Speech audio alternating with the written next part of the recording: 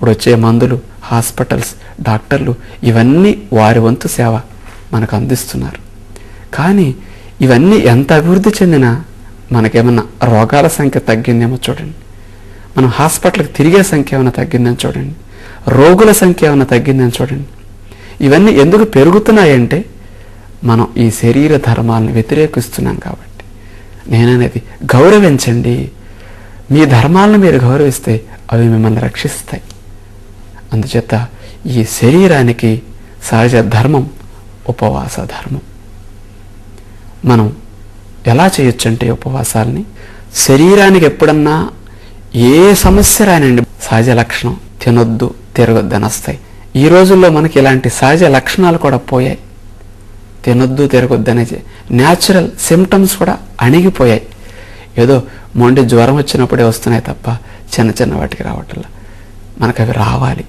అలాంటి సహజ లక్షణాలు మీ శరీరం రెస్ట్ ఇవ్వమని ఎప్పుడన్నా కోరితే అప్పుడు ఆ సందర్భాల్లో ఏ వృత్తిలో ఉన్నవారైనా సరే కాస్త విరామం ఇచ్చి రెస్ట్ ఇవ్వటం కాస్త శరీరానికి మంచిది. అలా చేస్తే లంకణం అవుతుంది. మన శరీరాన్ని రక్షించుకోవడానికి అది అప్పుడప్పుడు శరీరం కోరినప్పుడు మంచి ధర్మం.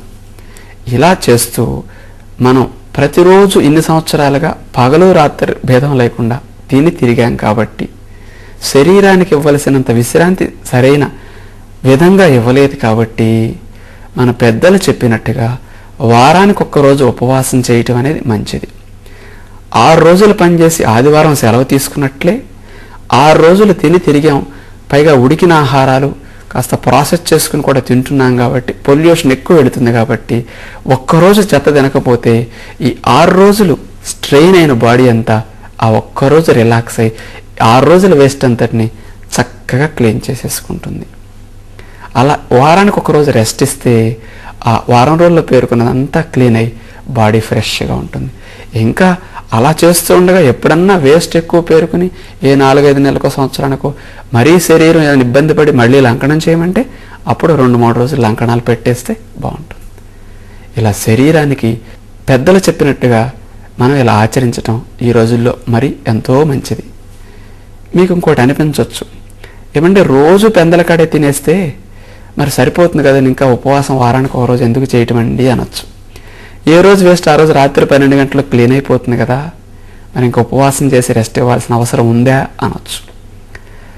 ఉంది అంటానికి కొంత పేరుకుంటుంది అంటానికి ఒక ఉదాహరణ చెప్పుకుందాం కాస్త. ఇంట్లో స్త్రీలు ప్రతిరోజు ఏ రోజు వచ్చిన వేస్ట్ని ఆ రోజు క్లీన్ చేసుకుంటారు.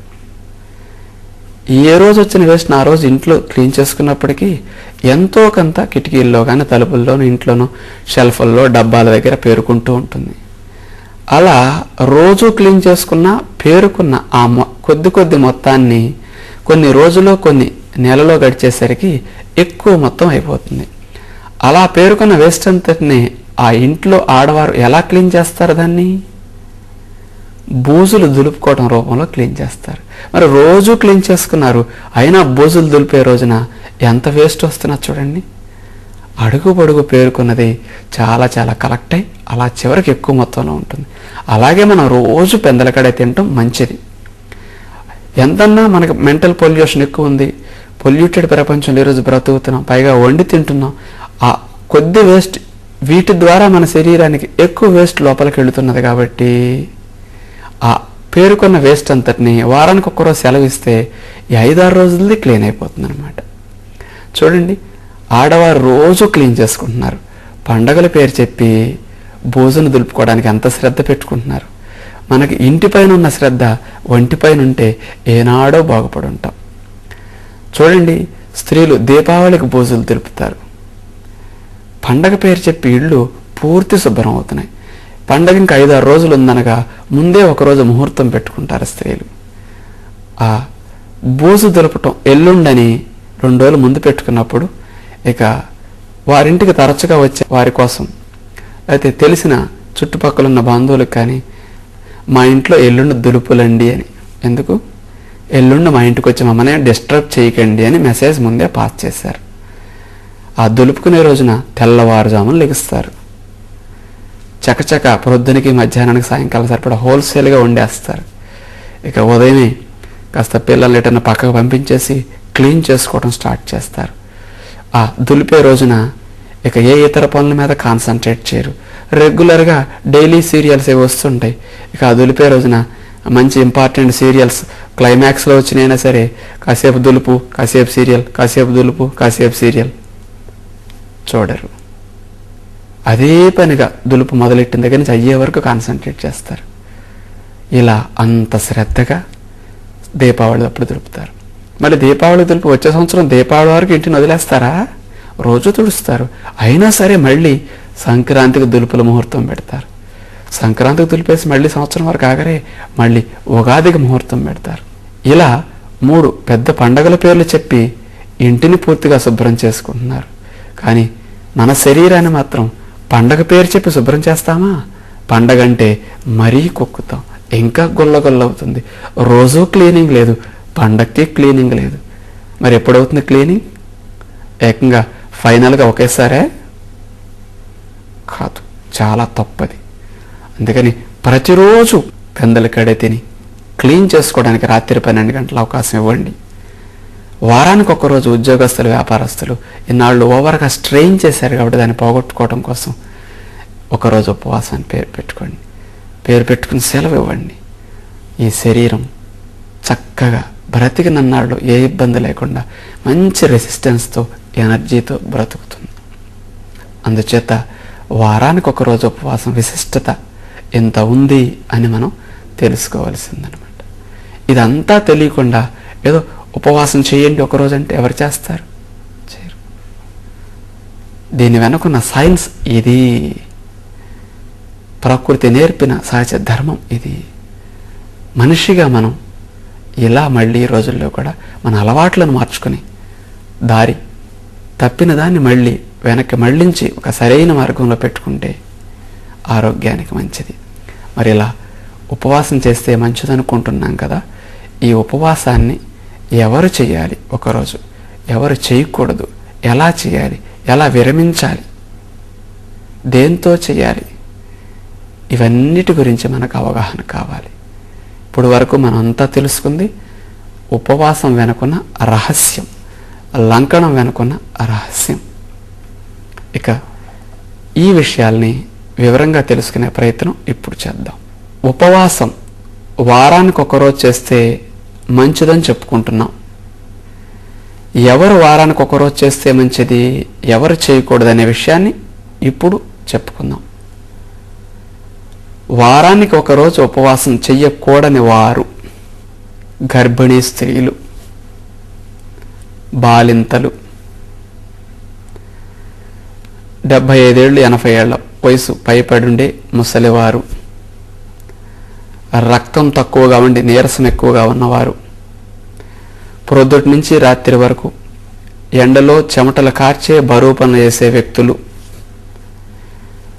అలాగే షుగర్ వ్యాధితో బాధపడేవారు, అలాగే రోజుకు 15-20 రకాల 10 రకాల మాత్రలు వేసుకుని ఎక్కువ రకాల జబ్బులతో బాధపడేవారు, 100% రా ఫుడ్ తింటూ ఉండేవారు. అంటే అసలు వంట ముట్టుకోకుండా కేవలం పండ్లు, గింజలు, పచ్చికూర లాంటివే సూర్యాస్తమయలోపు తినేవారికి కూడా అక్కర్లా. ఎందుకంటే ఆ ఫుడ్డే మంచిది, టైం ప్రకారం తింటున్నారు కాబట్టి వారికి వేస్ట్ ఉండదు, కాబట్టి వారానికి ఒక రోజు రెస్ట్ అక్కర్లా, వారికి కూడా అవసరం ఉండదు. ఇక ఇలాంటి వారికి ఉపవాసం వారానికి ఒకరోజు చేయవలసిన పని లేదు, ఇతరులంతా చేసుకోవచ్చు. చిన్నపిల్లలకి మినహాయించండి ఈ విషయంలో కూడా. వారికి ఎప్పుడైనా లంకణం పెడితే మంచిది. జ్వరం వచ్చినా, రొంపు వచ్చినా, ఏదైనా దగ్గు వచ్చినా ఆ 1 రోజు 2 రోజులు పొట్ట మార్చేస్తే సహజంగా ఆ సమస్య నుంచి బయటపడతారు వారు. ఉపవాసం అనేది కొంచెం ఎదుగుదల అయిపోయిన తర్వాత నుంచి వారానికి 10 రోజులకు ఒకసారి వారికి పెట్టించడం తప్పులేదు. ఇప్పుడు చెప్పిన వారంతా మినహాయించి ఇతరులంతా వారానికి 1 రోజు ఉపవాసం చేసుకోవచ్చు. ఇక ఈ ఉపవాసాన్ని ఏ రోజు చేస్తే మంచిది? వారంలో ఏ రోజు అంటే సోమవారమా, ఆదివారమా, శనివారమా, ఒకరోజు ఫిక్స్డ్గా పెట్టుకుంటే ప్రతి వారం అదే రోజున, ఇప్పుడు ఆదివారం సెలవు, ఇప్పుడు ఎన్నో సంవత్సరాల నుంచి ఆదివారం అందరికీ పబ్లిక్ హాలిడే, దానికి అలవాటు పడిపోయాం. అట్లాగే ఉపవాసానికి కూడా ఒక రోజు పెట్టుకుంటే దానికి అలవాటు అయిపోతుంది బాడీ మైండ్ కూడా. ఏ రోజు అంటే కొందరు శనివారం అంటారు, కొందరు సాయిబాబా భక్తులు గురువారం అంటారు, ఆంజనేయ స్వామి భక్తులు మంగళవారం అనొచ్చు, వెంకటేశ్వర స్వామి భక్తులు ఇంకొక రోజు అనొచ్చు, ఏదో దేవి భక్తులు శుక్రవారం అనొచ్చు. ఇట్లా ఒక్కొక్కరు ఒక రోజు పెట్టుకుంటూ ఉంటారు. కామన్గా ఒక రోజు పెట్టుకుంటే బాగుంటుందని నాకు అనిపిస్తుంది. పైగా ఆదివారం ఉద్యోగానికి సెలవు, శరీరానికి ఎక్కువ రెస్ట్ ఉంటుంది. రోజుట్లాగా టెన్షన్స్ హడావిడి ఏమి ఉండదు కాబట్టి ఈ శరీరానికి సెలవుతో పాటు మానసిక రెస్ట్ కూడా ఉంటుంది. కాబట్టి ఆదివారం ఉపవాసం అయితే కూడా మరి ఈ రోజుల్లో బాగుంటుందేమో అని నాకు ఆలోచన వస్తుంది. మామూలుగా మీకు ఒకటి అనిపిస్తుంది, అన్ని రోజుల కంటే ఈ రోజుల్లో మనుషులను ఉద్దేశించి, అలవాట్లను ఉద్దేశించి, తినే తీరును బట్టి చూస్తే 7 రోజుల్లో అన్నిటికంటే ఆదివారం ఉపవాసం శ్రేష్టమని నాకు అనిపిస్తుంది. ఎందుకంటే నానా చెత్తంతా వెళ్ళిపడేది ఆదివారమే కదండి. కోళ్ళు, గొర్రెలు, రొయ్యలు, బాగా ఫాస్ట్ ఫుడ్లు, దోషమంతా ఎక్కువ వెళ్ళేది ఆదివారం. కాబట్టి ఆదివారం పూట ఉపవాసం చేస్తే 2 రోజులు చేసినంత ఫలితం ఒక్క రోజులో వచ్చేస్తుంది. అది ఎలా అంటే మరి ఆ చెత్త ఎటు ఆగుతుంది, పైగా ఉపవాసంలో క్లీనింగ్ జరుగుతుంది. అంచేత ఆదివారం ఉపవాసం చేయటం ఉత్తమం. నేను ఆదివారం అనేసరికి మీ అందరి గుండెలు ఏదో పెద్ద బండ పడ్డట్టు అవుతుందేమో, షాక్ లాగా అనిపిస్తుందేమో.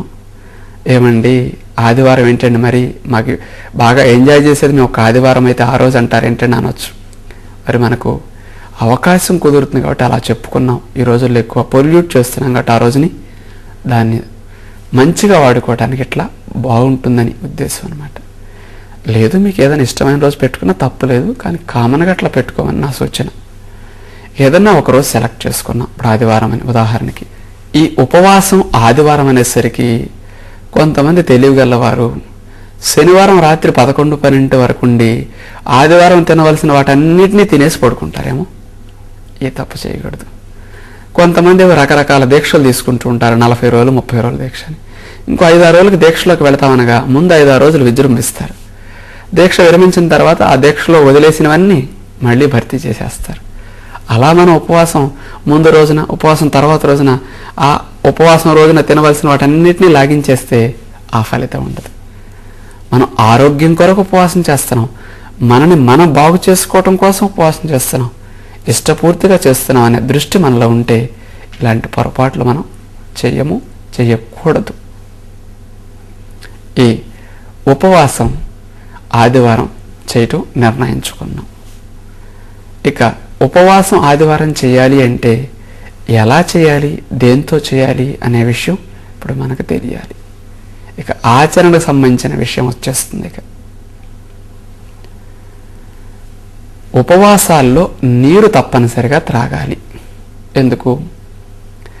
మన శరీరంలో ఉన్న వ్యర్థ పదార్థాలన్నీ బయటకు విసర్జన చేయబడాలి. ఉపవాసము అంటే శరీరంలో ఉన్న వేస్ట్ని బయటికి వదిలించుకోవటం, తినే రోజుల్లో తగిలించుకోవటం. ఉపవాసం అంటే వదిలించుకోవటం. మరి లోపల ఉన్న వేస్ట్ ఉపవాసం రోజున ఆహారం తింటలేదు కాబట్టి కొత్త వేస్ట్ తయారు కాదు. ఉపవాసంలో శరీరం క్లీన్ చేసుకుంటుంది కాబట్టి లోపల వేస్ట్ బయటకు పోతుంది. ఈ లోపల వేస్ట్ మూత్రం రూపంలో రావాలన్నా, మలం రూపంలో రావాలన్నా, చెమట్లో పోవాలన్నా, ఇటు ఫ్రీగా బయటికి వెళ్ళాలన్నా ఈ వ్యర్థ పదార్థాలను బాగా కరిగించి బయటకు కదిపేది నీరు. అందుచేతనే ఈ సృష్టిలో జీవులు ఉపవాసం చేసేటప్పుడు మామూలు రోజుల కంటే ఎక్కువ నీరు త్రాగి పడుకుంటాయి. అదే లంకనం చేసేటప్పుడు.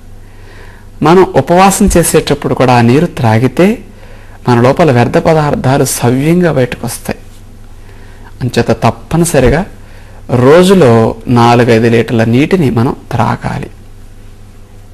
ఇక ఉపవాసం రోజున ఏ ఆహారం తీసుకోకూడదు. ఏదైనా ఆహారం కొద్దిగా తీసుకుంటే దాన్ని ఉపవాసము అనం.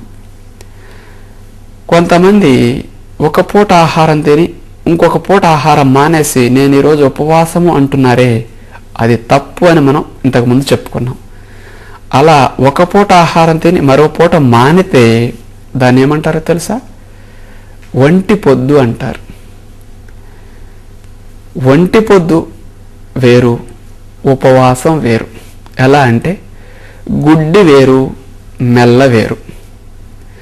గుడ్డి కంటే మెల్ల మేలు, 2 పొద్దుల కంటే ఒంటి పొద్దు మేలు. కానీ ఒంటి పొద్దు ఉపవాసం కాదు. మళ్ళీ ఒక పూట తింటే జీర్ణక్రియ చేస్తున్నారు కదా. అంటే ఒంటి పూట బళ్ళు, ఆదివారం సెలవు భేదం ఉందా లేదా? 2 పూట్ల బడి పెట్టిన దానికంటే వేసవకాలంలో ఒంటిపూట బడి పెడతారు, దానికంటే ఒంటిపూట బడి మేలు. ఒంటిపూట బడి కంటే ఆదివారం పూర్తి సెలవు. అలాగే 2 పూట్ల తినేదానికంటే ఒంటిపూట తినటం మేలే. ఒంటిపూట తినటం మేలు కంటే కూడా ఉపవాసం ఇంకా మేలు. ఉపవాసం అంటే పూర్తి సెలవు. ఏమాత్రం ఉపవాసంలో ఆహారం తీసుకున్నా జీర్ణకోశం పనిచేస్తుంది. ఇది పనిచేస్తే సెలవు కాదు, లోపల క్లీనింగ్ రిపేర్ సరిగా జరగదు. అందుచేత ఉపవాసం చేసే రోజున నీరు త్రాగొచ్చు, నీరు జీర్ణకోశానికి పని పెట్టదు కాబట్టి ఏ ఆహారమో తీసుకోకూడదు. మరి ఈ రోజుల్లో ఉద్యోగస్తులు, వ్యాపారస్తులు కొంచెం నాగరికత పెరిగింది కదండి.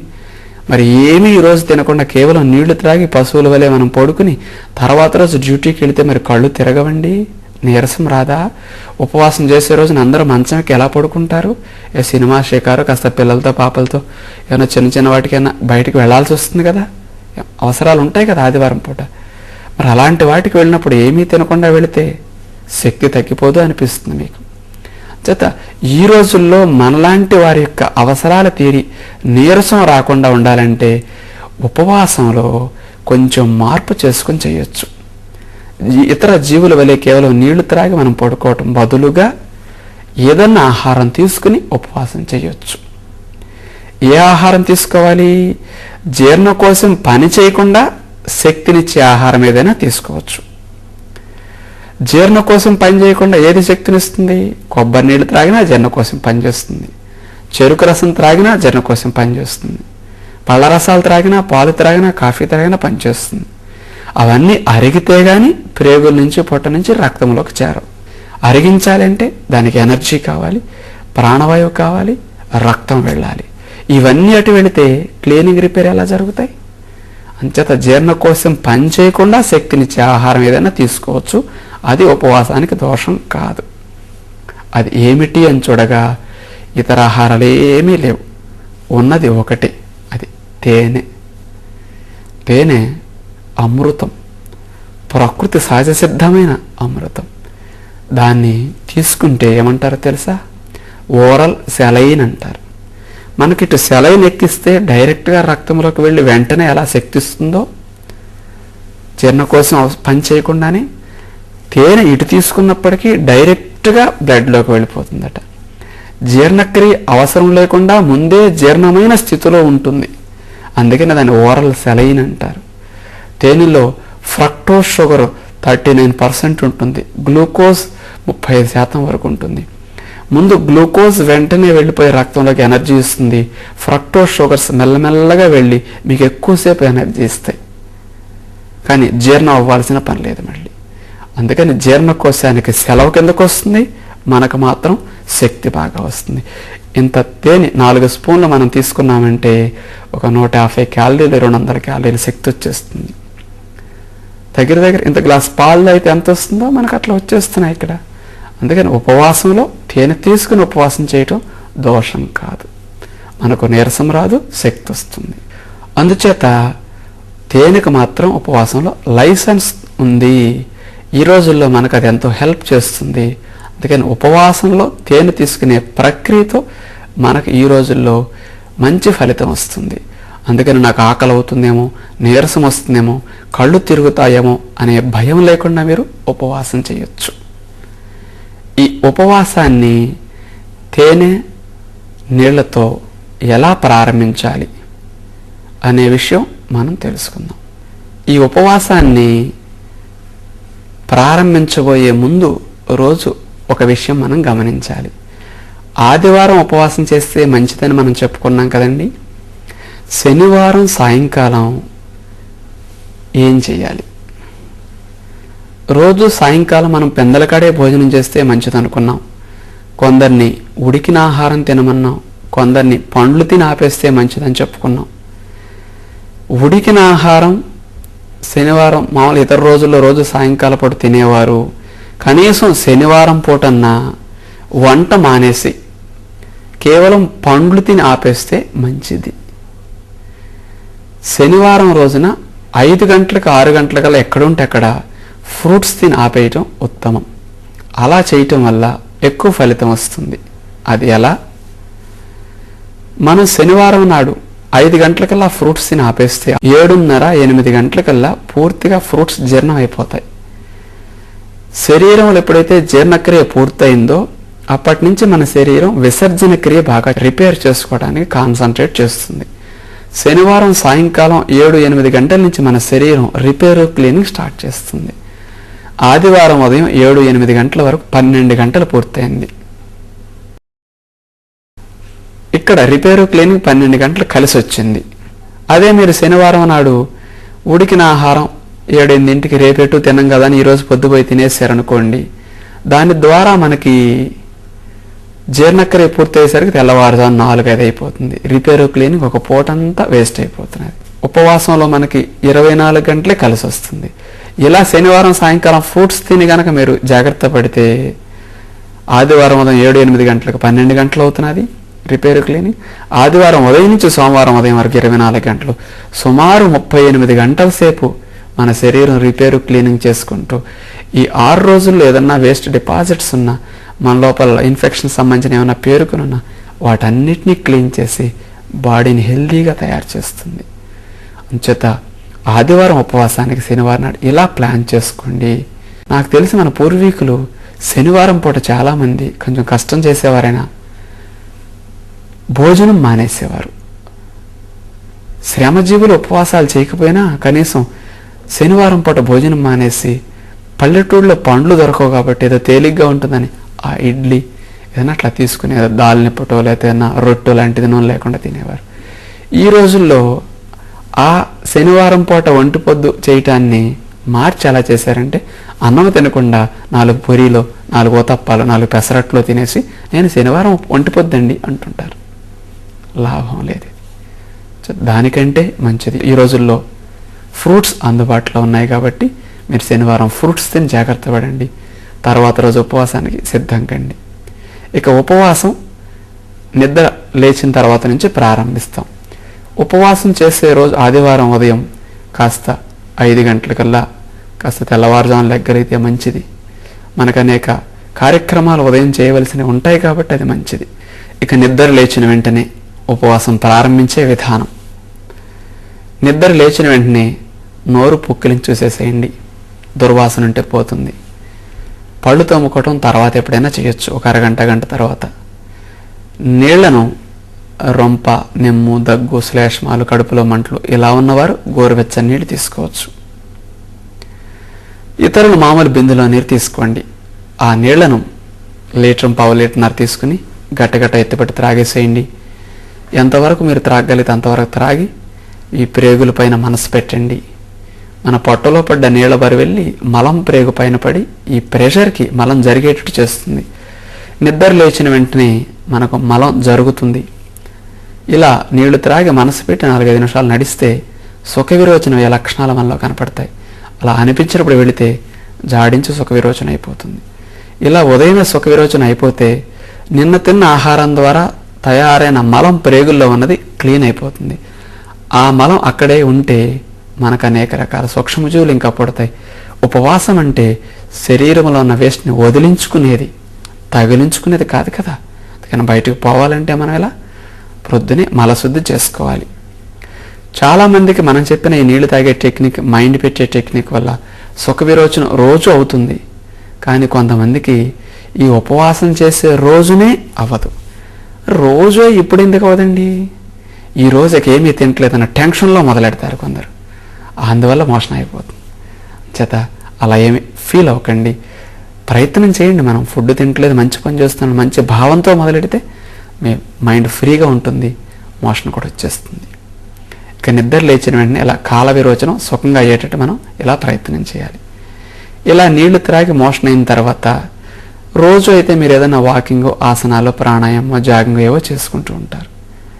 ఉపవాసం చేసే రోజున శరీరానికి కూడా విశ్రాంతి ఇవ్వటం మంచిది. మళ్ళీ మనం ఏదైనా వ్యాయామాలు చేస్తుంటే రక్త ప్రసరణ అంతా రిపేరు క్లీనింగ్లో ఉన్నది, మళ్ళీ కండాలకు వెళ్ళిపోవటం, ఆ పనుల్లో నిమగ్నం అవుతుంది, ఎనర్జీ డైవర్షన్ జరుగుతుంది. విశ్రాంతి ఇవ్వటం ఉపవాసం రోజున మంచిది. అంచేత వాకింగ్ కానీ, వ్యాయామాలు కానీ, ఇతర పనులు కానీ పొద్దున ఏం చేయకుండా విశ్రాంతి ఇచ్చేసి ఒక ప్రాణాయామం మాత్రం చేసుకోండి. అది మంచి ఫలితాన్ని ఇస్తుంది. మనసు కూడా బాగుంటుంది. బాడీకి, ప్రాణికి ఎనర్జీ బాగా వెళితే క్లీనింగ్ ప్రాసెస్ ఇంకా బాగా అలర్ట్గా జరుగుతుంది. ఇది మంచిది. ఏదన్నా ఉదయం పూట తేలికపాటి పనులు ఇంట్లో చేసుకునే ఉంటే వ్యాయామాలు అనేది చేసుకోండి, తప్పదు. ఉదయం నిద్ర లేచిన వెంటనే నీళ్లు త్రాగటం, మోషన్ అయిన తర్వాత ఒక గంటన్నర వరకు మీరు ఏదైనా చదువుకోవటమో, ధ్యానమో, ప్రాణాయామో, ఇంట్లో తేలికపాటి పని చేసుకోండి. మరలా నీటిని 1 లీటర్, పావు లీటర్న్నర తీసుకోండి. తీసుకుని మరలా త్రాగండి. రెండవసారి మనసు పెట్టండి. రెండవసారి మళ్ళీ సుఖ విరోచన అయిపోతుంది. 2 విరోచనాలు ఉదయం పూట అయితే మీ ప్రేగుల్లో నిన్న తిన్న ఆహారం ద్వారా తయారై నిలవున్న మలమంతా పూర్తిగా ఖాళీ అయి ప్రేగులు పరిశుభ్రం అయిపోతాయి. అప్పుడు బాడీకి ఎనర్జీ ఈ ప్రాంతాల్లో ఇక వేస్ట్ కాదు. కొత్తగా టాక్సిన్స్ ఏమి పుట్టవు. బాడీ లైట్గా ఉంటుంది, ఫ్రెష్గా అనిపిస్తుంది ఇట్లా మనకి లోపల. ఇలా 2 సార్లు మలశుద్ధి జరిగితే మంచిది. ఎవరికైతే ఇప్పుడు చెప్పిన విధంగా సుఖ విరోచనం ఉదయమే కాదో వారు ప్రేగులు అలా మలాన్ని ఉంచి ఉపవాసం చేయటం మంచిది కాదు. ఎనిమా చేసుకుని ప్రేగులు క్లీన్ చేసుకోవటం మంచిది. ఎవరికైతే సహజంగా 2 సార్లు విరోచనం అయిందో వారు ఎనిమా మాత్రం అవసరం లేదు. కొంతమంది అనుకుంటారు ఉపవాసం చేసినప్పుడు తప్పనిసరిగా ఎనిమా చేయాలి. తప్పది. మనకి ప్రేగుల్లో మలం శుద్ధి కాలేదు కాబట్టి చేసుకోమంటున్నాం. శుద్ధి అయిన వారికి ఎప్పటికీ అవసరం లేదు. ఉపవాసంలో మలశుద్ధి జరగని వారు మాత్రం ఉదయం పూట ఎనిమా చేసుకుంటే మంచిది. గోరువెచ్చని నీళ్లు తీసుకుని ఎనిమా డబ్బాలో పోసుకుని కాస్త డబ్బా కింద పెట్టేసి మలద్వారంలో పెట్టే నాజలు కొద్దిగా కొబ్బరి నూనె రాసి మనం బాత్రూంలోనే నుంచుని మలద్వారంలో నాజలు పెట్టుకున్న తర్వాత ఆ డబ్బాని నేల నుంచి తీసి 1 మీటర్ 2 మీటర్ల హైట్లో తగిలించేసి మనం కింద పడుకుంటే మీటర్న్నర హైట్ చాలు, అంతకించి అవసరం ఉండదు. కింద పడుకుంటే డబ్బా ఎత్తు మీద ఉంది, మనం పల్లాన్ని ఉంటాం, నీరు పల్లం ఎరుగు మెల్లగా డబ్బాలో నీరు ప్రేగులోకి వెళుతుంది. ఈ వెళ్ళిన నీరే లోపలున్న మలాన్ని కదుపుకుంటూ బయటకు వచ్చేస్తుంది. అంటే డబ్బాలో నీళ్ళు ఎక్కడానికి సుమారుగా 4-5 నిమిషాల సమయం పడుతుంది. ఎనిమా చేసుకునేటప్పుడు కుడి చేయి తల కింద పెట్టి ఎట్లా పడుకుంటాం, సైడ్కి తిరిగి 4-5 నిమిషాల్లో డబ్బాలో నీళ్లు ప్రేగులోకి ఎక్కుతాయి. ట్యూబ్ తీసేస్తాం, దొడ్లోకి వెళతాం. దొడ్లో 10-15 నిమిషాల సమయం కూర్చుంటే ఎక్కిన నీళ్లు, కదిలిన మలం బయటకు వస్తుంది. కాసేపు రానట్టు అనిపిస్తే మీకు అలాగే ఒకసారి లేచి నుంచుని పొత్తి కడుపు కింద పైన ఇలా నొక్కి మరలా కూర్చుంటే ప్రేగుల్లో ఏ మలమైతే ఉందో అది కాస్త కదిలి బయటకు వస్తుంది. ఉదయం పూట సహజంగా విరోచనం కానివారు ఇలా ఎనిమా చేసుకుంటే 10-15 నిమిషాల్లో ప్రేగుల వేస్ట్ అంతా బయటకు వచ్చేస్తుంది. ఇక ప్రేగులు పరిశుభ్రంగా అనిపిస్తాయి. ఇది సహజంగా విరోచనం అవ్వని వారు శుద్ధి చేసుకునే ప్రక్రియ. ఒక్కసారి ఎనిమా చేసుకుంటే సరిపోతుంది. ఇక సహజంగా నీళ్లు త్రాగటం, మోషన్ అవ్వటం పూర్తయిన వారు లేదా ఎనిమా చేసుకోవటం పూర్తయిన వారు ఇక ఈ కార్యక్రమాలన్నీ ఉదయం జరిగిన తర్వాత నుంచి ఇక మన దినచర్య ఎలా ఉండాలంటే ఉపవాసం రోజున 7:30-8 లోపు ఈ కార్యక్రమాలన్నీ పూర్తి చేసుకోవాలి. ఇక 8-8:30-9 గంటల ఆ ప్రాంతాల్లో మనకి ఎప్పుడైనా ఆకలి వేస్తే లేదా ఇంకో హాఫ్ అన్ అవర్ అటు ఇటు అయినా పర్వాలేదు, ఇక తేనె నిమ్మరసం తాగే ప్రయత్నం ప్రారంభించవచ్చు. తేనె మంచిదని చెప్పుకున్నాం, మరి నిమ్మరసం ఇంతకుముందు చెప్పలేదే, ఎందుకు నిమ్మరసం పిండుకోవాలి తేనె నీళ్లలో? నిమ్మరసంలో విటమిన్ సి ఉంటుంది. మన రోగనిరోధక శక్తి పెరగాలన్నా, క్లీనింగ్ ప్రాసెస్ బాగా జరగాలన్నా మనకు విటమిన్ సి చాలా మంచిది.